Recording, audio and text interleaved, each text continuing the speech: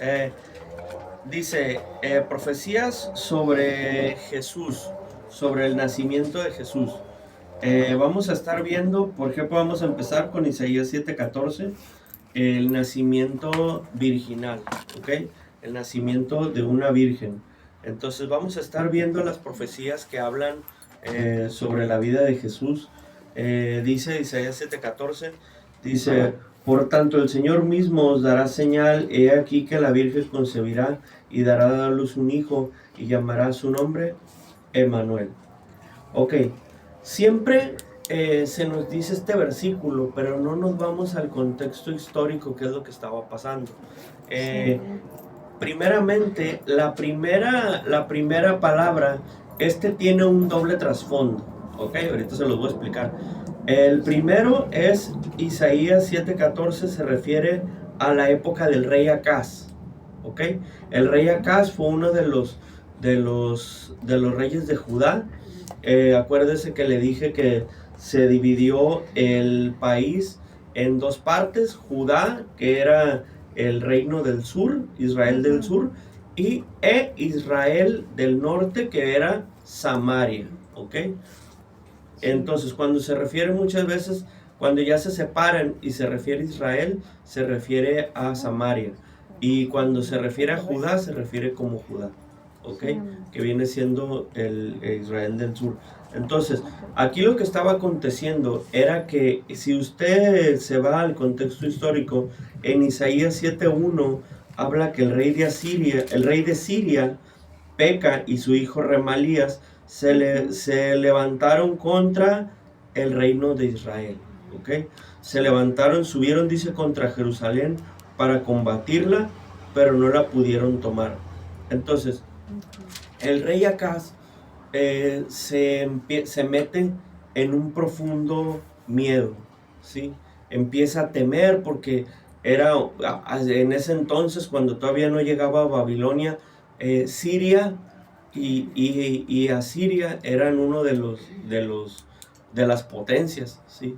Estas dos naciones que asolaban en la época de más para atrás, de David, eran los filisteos. En esta época eran los de Siria y Asiria. Vienen tiempos donde ya sale Babilonia, Grecia, Roma, pero en estos tiempos el poderoso era Siria y Asiria, ¿sí? Entonces, vemos cómo empiezan a temer y empiezan a temer por su vida. Entonces dice, y se van a levantar contra nosotros, nos van a desaparecer. Entonces se le da palabra al rey Acaz, ¿sí? Porque tenía miedo. Entonces se le da palabra al rey Acaz por medio de Isaías, ¿sí? Que no eran todavía los tiempos de que fuera a ser destruido Jerusalén, ¿sí? Que Judá no iba a ser tocado durante su reinado, y se le da una profecía. Le dice, esta profecía se le da al rey Acaz. Se le dice, por tanto el Señor mismo os dará señal. Primero le dice, pídele señal a Dios.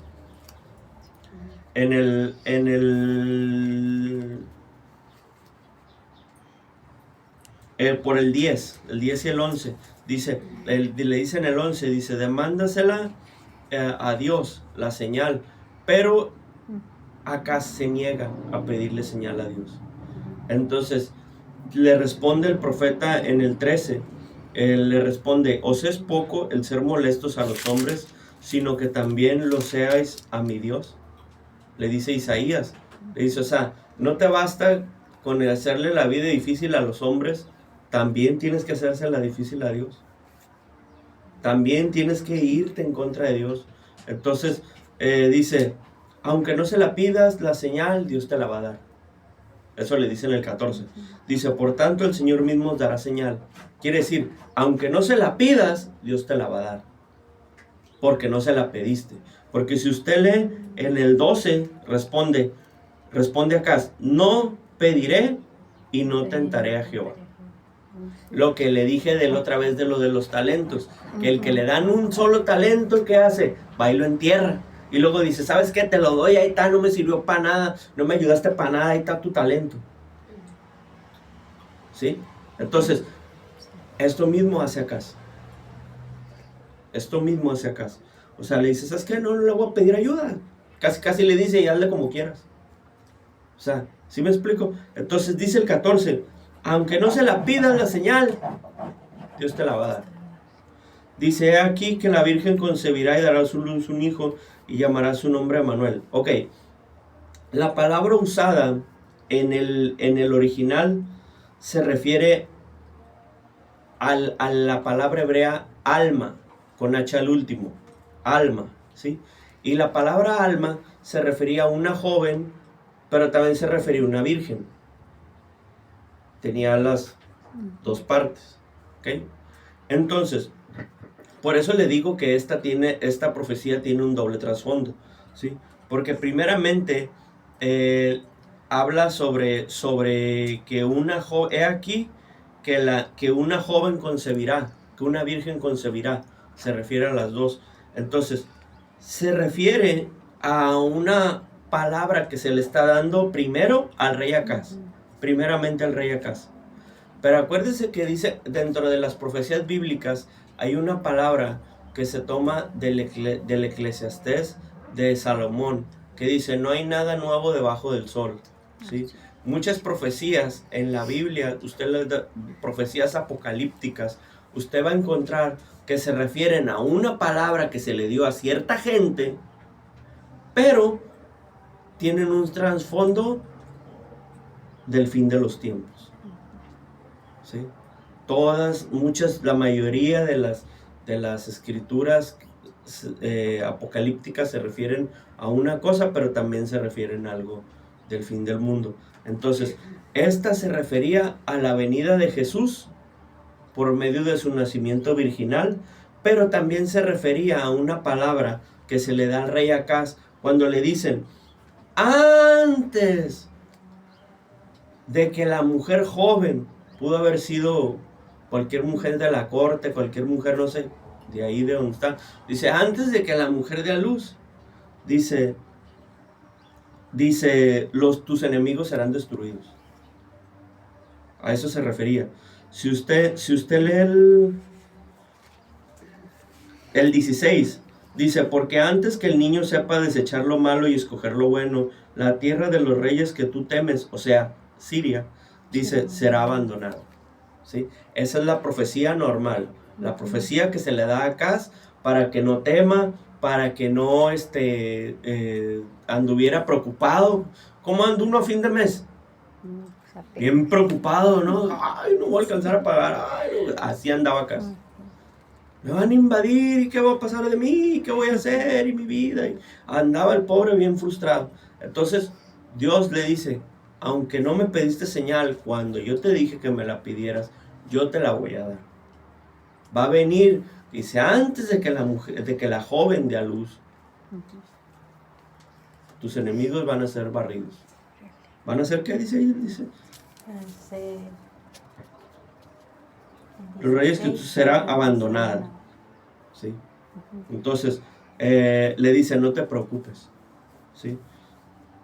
Pero también trae un trasfondo profético sobre la vida de Jesús, ¿sí? Dice, he aquí que la Virgen concebirá y dará a luz un hijo y llamará su nombre Emmanuel. Entonces,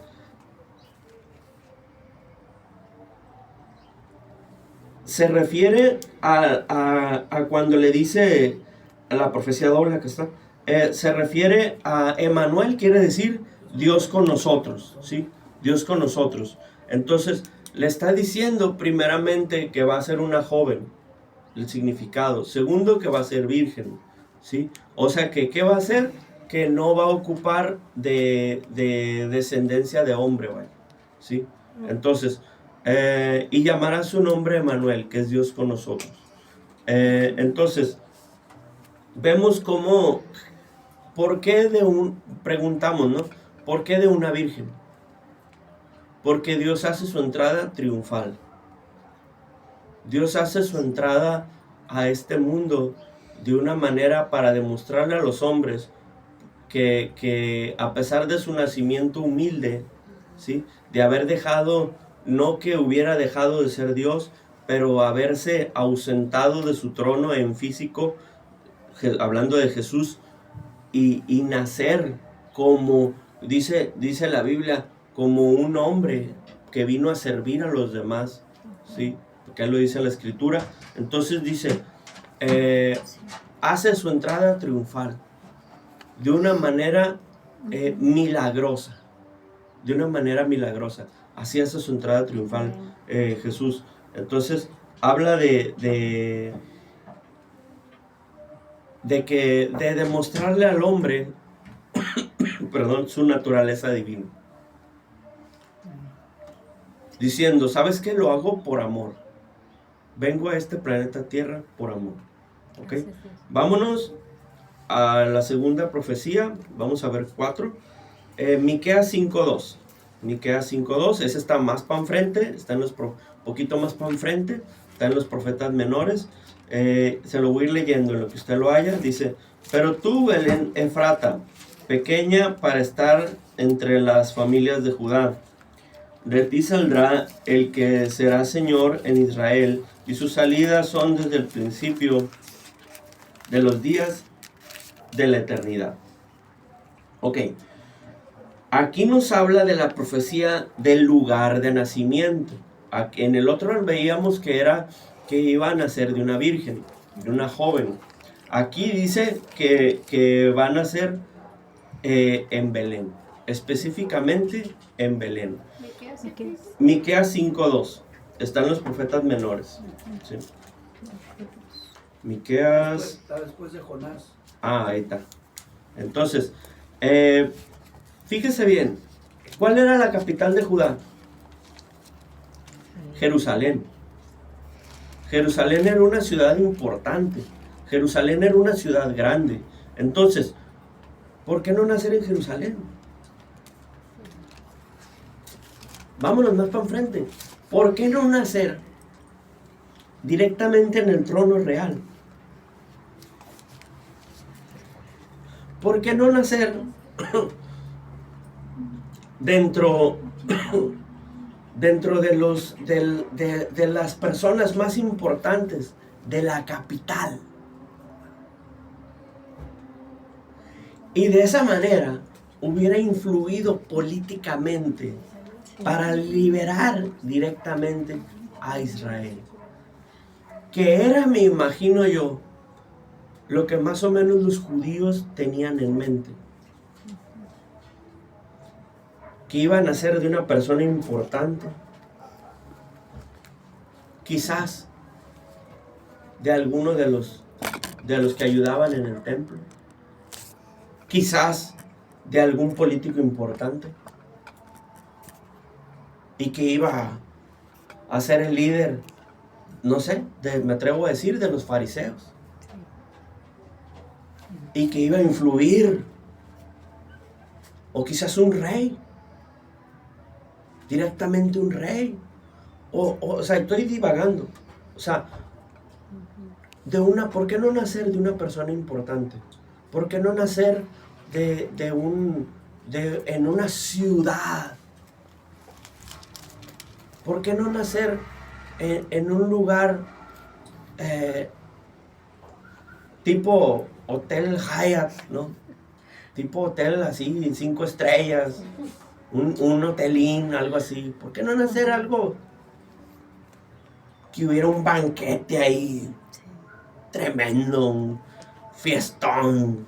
Están haciendo el reino de la tierra, del universo entero. Pero Jesús, que no tiene nuestra mente, que no tiene nuestra forma de pensar igual que nosotros, ¿sí? Nace en un pesebre. ¿Saben qué era Belén? Era un rancho. Dicho en nuestro idioma. Era un rancho. Era un rancho. Tan rancho que no se encontraron casas para hospedar a la gente. Tan rancho que tuvo que nacer en el potrero, en donde metían a los animalitos. Y un pesebre, ¿saben qué era un pesebre? Era donde tomaban agua, donde comían los animales. Ahí pusieron al Rey del universo.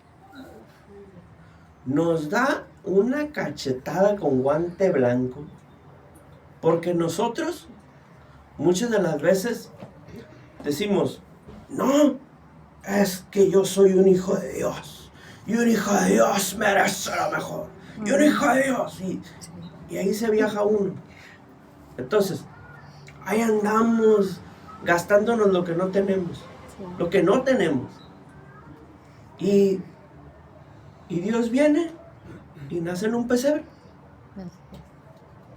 Y nos da a muchos, quiero pensar, cachetada con guante blanco.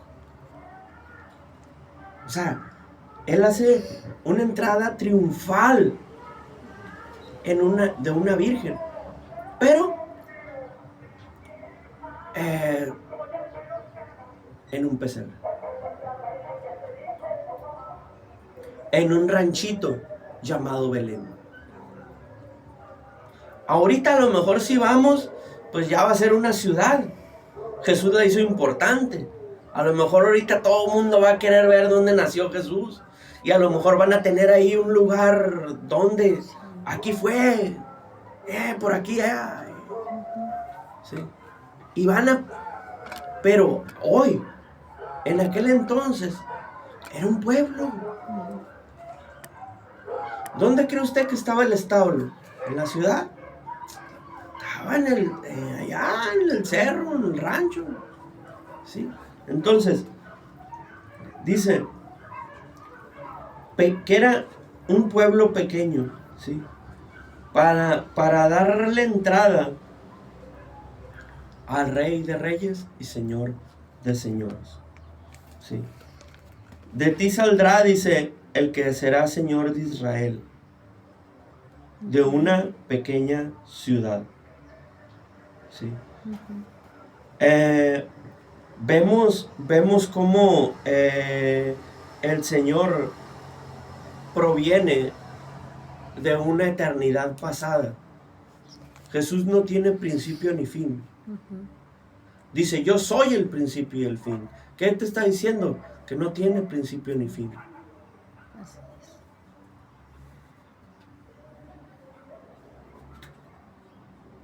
No fue creado. Él ya existía. No tiene.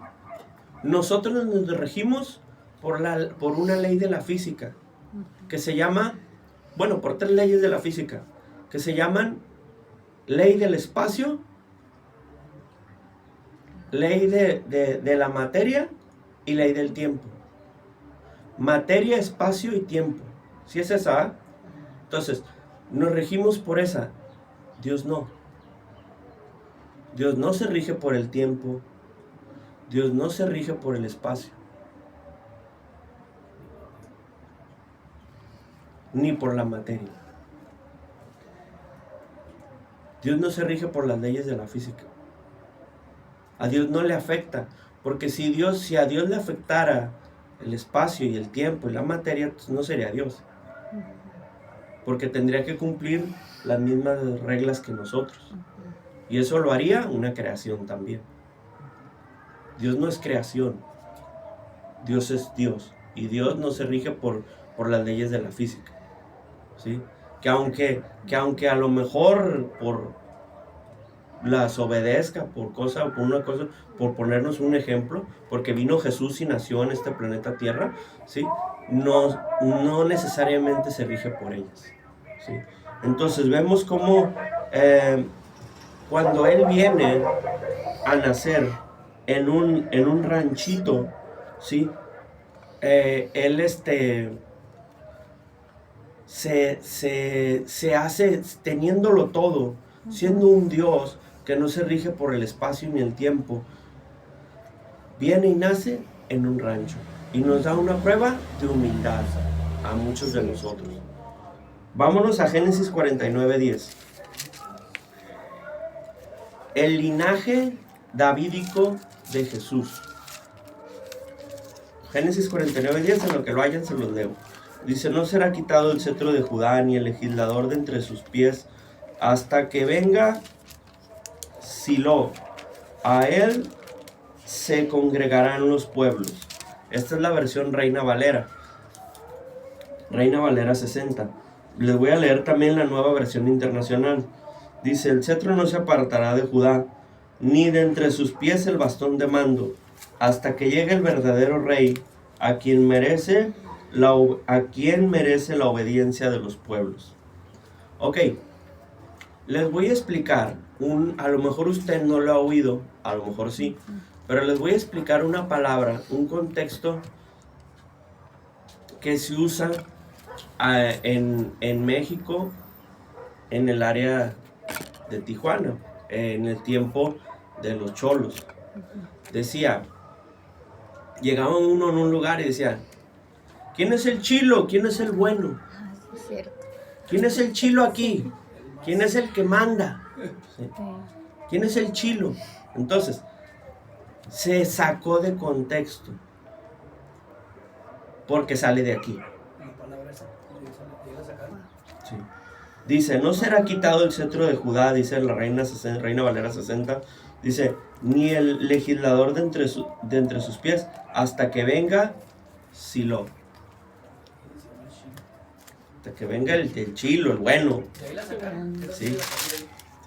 Entonces, pero esta palabra no debe ser usada para referirse a una persona normal. Se usa única y exclusivamente para el nombre de Jesús. Punto. No hay más que moverle. Dentro de nuestra ignorancia, usábamos esa palabra de una manera inadecuada. ¿Sí? Pero la palabra Shilo viene del hebreo. ¿Qué significa? El pacífico, santo, el que posee y el enviado. También puede ser, acá está, aquel a quien pertenece, que es más o menos lo mismo que le dije acá, el que posee, el que lo posee. Sí, es más o menos eso. Y la otra es el portador de descanso y paz, que es el que le dije aquí arriba, el pacífico. Entonces es el pacífico, el que lo posee o el enviado. ¿Sí? A eso se refiere. También es una ciudad. También es una ciudad. La ciudad de Silo es donde se ponía el tabernáculo. ¿Sí? Es donde se ponía el tabernáculo, donde se estableció bueno, vamos a lo mismo, el lugar Shilo, el lugar bueno, el lugar Silo. ¿Sí? Donde se puso el tabernáculo del templo. ¿Okay? Entonces, pero también se refiere en hebreo, también se refiere a una persona. Porque tiene traducción así, el pacífico, el que lo posee o el enviado. ¿Sí? Entonces, es una profecía que se cumple en Jesús. ¿Sí? No se quitará el cetro de Judá. Esa es una promesa que se le da. Fíjese, ahí le va. Esta profecía es dada por Jacob, o sea, por el padre de las 12 tribus de Israel. Dice, ya no será más tu nombre Jacob, sino será tu nombre Israel. ¿Sí? Es dada por él. Cuando está al borde de la muerte, cuando está en lo último de su vida, le da una profecía a su hijo Judá, ya al borde de la muerte. Y esta profecía le da al hijo. No, en ese entonces no estaba hablando de una ciudad, ni de un estado, ni de un país. Estaba dándole una profecía a su hijo. Esa profecía tenía que habérsela dado al mayor, que el mayor era Rubén. Pero si nosotros encontramos que todos los de mero arriba, fueron 3, 4, le fallaron a Dios y traicionaron a su padre. Inclusive Rubén se quedó con una de las mujeres de su padre. A ese grado. Entonces le fallaron bien. En otra ocasión van y hacen la guerra, van y vengan a su hermana y hacen un desastre. ¿Sí? Entonces, esto hace que el papá Jacob, o sea, Israel, le dé la bendición de hijo mayor al quinto hijo. Creo que es el quinto hijo, búsquele, porque luego no va a faltar, no era el quinto, era el grado. Creo que era el quinto. Entonces, Judá. Al quinto hijo le da la bendición de hijo mayor. Y esto es lo que le está diciendo. No será quitado el cetro de Judá, de su hijo. Dice, ni el legislador de entre sus pies, ni el gobernante, dice la Reina Valera acá abajo, dice, ni de entre sus pies el bastón de mando. Dice, hasta que venga Silo. En la internacional dice, hasta que el verdadero rey. Fíjese, estábamos en los tiempos del principio, en Jacob. Y Jacob ya estaba hablando del rey venidero, del rey final. Entonces usted me dice ahorita, oiga, usted es mentiroso porque fíjese que Israel no ha tenido rey desde que llegaron los romanos, los griegos y los babilónicos hasta hoy en día, ¿no? Llegó Roma, acuérdese que Roma llega y destruye el templo y luego los dispersan, se quedaron los del Imperio Otomano con Israel y me va a decir, no, pues es que sí se apartó. Ok. Aunque físicamente durante ese tiempo no hubiera habido un rey, lo hay, que es Jesús de Nazaret. Amén. Jesús de Nazaret, cuando viene, él es de la descendencia de Judá. Sí. Y actualmente, él sigue siendo el rey de Israel. Aunque haya otra gente, aunque haya peleas, hay una tanta de cosas que hay ahí, ¿no? En eso, ahorita en estos tiempos. Pero espiritualmente le estoy hablando yo. Espiritualmente, el rey es Jesús. Y no nada más de ahí, del mundo entero y del universo. Sí, es el rey. Pero específicamente de Israel. Ahí está, ahí lo dice, no lo digo yo. Dice la internacional, hasta que llegue el verdadero rey. ¿Quién es el verdadero rey? No es David, no es Acaz, Jesús. Hasta que llegue ¿quién? El chilo, el bueno, Silo. ¿Sí? Hasta que venga el que parte el queso, el que parte el pastel, no sé, como le diga a usted. ¿Sí? Pacificador. El que reparte. Que tiene. Hasta que venga él, dice. Ahorita lo es espiritualmente. Cuando venga el tiempo de la gran tribulación y se acabe la gran tribulación, va a regresar Jesús en físico a reinar en la tierra 1000 años. Entonces, ahí, al final de esos 1000 años, aparece el juicio del trono blanco, aparece el juicio de las naciones y ahí se acaba todo. Ahí empieza una eternidad a reinar ahora Jesús en el nuevo cielo, en la nueva tierra, en la nueva Jerusalén. Sí. Pero si se fija, por eso se refiere, nunca se apartará de Judá. Porque ahorita lo es espiritualmente. Sí. Después lo va a hacer en el milenio aquí en la tierra, pero va a llegar el punto en el que lo va a hacer en la nueva Jerusalén. Entonces, es el bueno. Es el verdadero rey. No hay más que buscarle, no hay otra explicación que dar más que él es el bueno. No hay otra explicación que dar. Y ya por último, nos vamos a ir a Isaías 9:6. Nombres y títulos de Jesús. Fíjense que estamos hablando cuando Jesús todavía no nacía. Esto fue escrito 1000 años antes de que Jesús viniera a este planeta Tierra. Isaías 9:6. Porque a lo mejor usted me va a decir, es que lo pusieron ya. No. Estos son rollos guardados que están escritos antes de que Jesús naciera. Y está comprobado científicamente.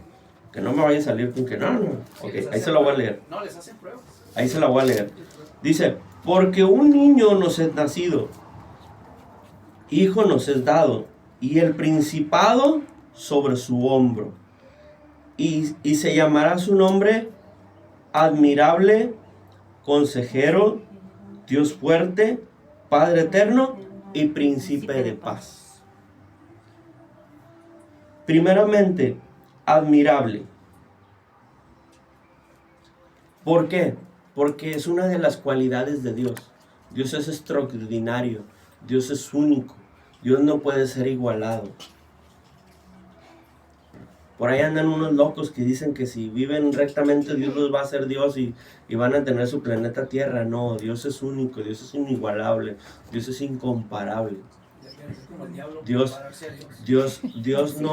Dios no tiene comparación con nadie. No hay algo que tú me puedas decir, es que descríbeme a Dios. Es como, no hay una comparación, porque Dios es eterno. Le decía hace rato, Dios no se rige por las leyes de la física. Porque muchos científicos quieren a veces describir a Dios de una manera que sea con las leyes de la física. Dios no se rige por las leyes de la física. Dios no tiene por qué obedecerlas porque Él es Dios. ¿Sí? Entonces, consejero. Mucha gente dice, no, es que no hay un manual para ser padre. Sí lo hay, aquí está la palabra de Dios. No, es que no hay un manual para ser esposo, esposa. Ahí está. No, es que no hay un manual para ser hijo. Ahí está. No, es que no hay un manual. Ahí está todo. Para ser un buen empleado. Está para comer. Habla sobre los amos, sobre los patrones y habla sobre los empleados. Ahí está. Mejor me es la obediencia, dice, que mil sacrificios. Le pega todo. Entonces, es el mejor consejero. No hay más que buscarle. Dios poderoso bajó, se hizo hombre, pero nunca perdió su alma y su espíritu de Dios. Tenía un cuerpo como usted y el mío, un cuerpo normal. Tenía la misma sed, la misma hambre, igualito. Pero tenía alma y espíritu de Dios. Eso nunca lo perdió. Él regresa al cielo, a su mismo trono, a su mismo puesto. Él sigue siendo Dios. Sentado, ¿dónde dice? A la diestra de Dios. A la diestra de Dios. Él llega, ya fui, ya cumplí. Dice, ahora entra en trabajo el Espíritu Santo y ya es cosa de los hombres. El sacrificio yo ya lo di. ¿Sí? Padre eterno no significa que Jesús es el Padre, sino que cuando le dice, yo y el Padre, le dice Tomás, dice, muéstranos al Padre. Dice, muéstranos al Padre y creeremos. ¿Qué quería ver para creer? Dice, tanto tiempo estando entre ustedes y no me conoces. No creo que era Tomás o Felipe, pero uno de esos dos. Sí. Y tanto tiempo entre ustedes, dice, y no me conoces.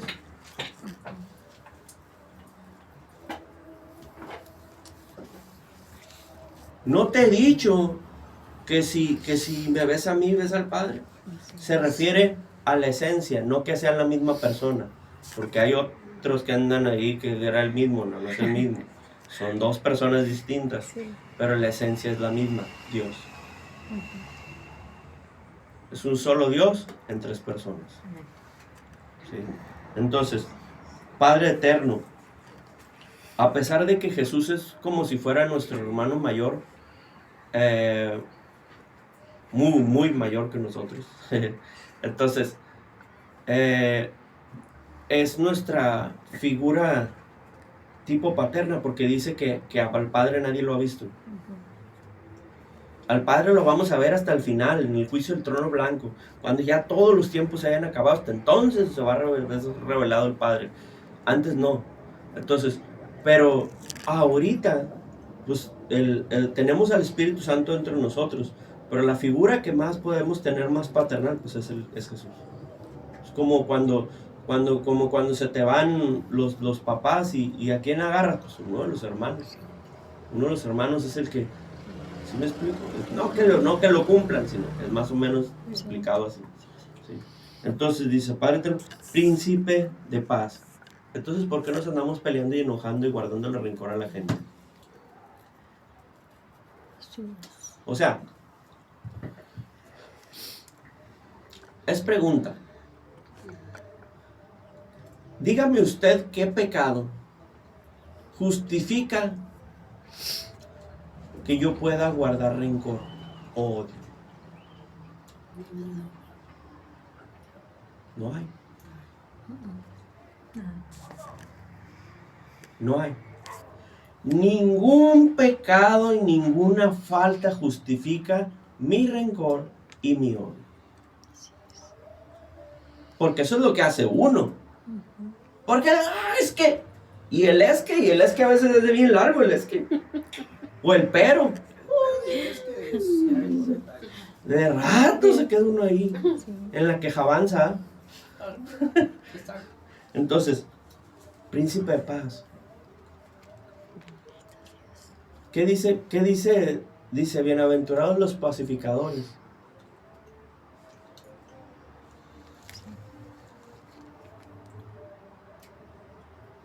Está entre las cualidades de las bienaventuranzas que debe tener una persona. Así es, amén. Serán llamados hijos de Dios, heredarán la tierra. Pero si nos andamos peleando, guardando rencores y agarrándonos del chongo, ningún pecado justifica que usted me diga, no, es que eso es... Ningún pecado justifica el rencor. Ningún pecado. ¿Sí? Que lo bendiga, que lo cuide y lo guarde.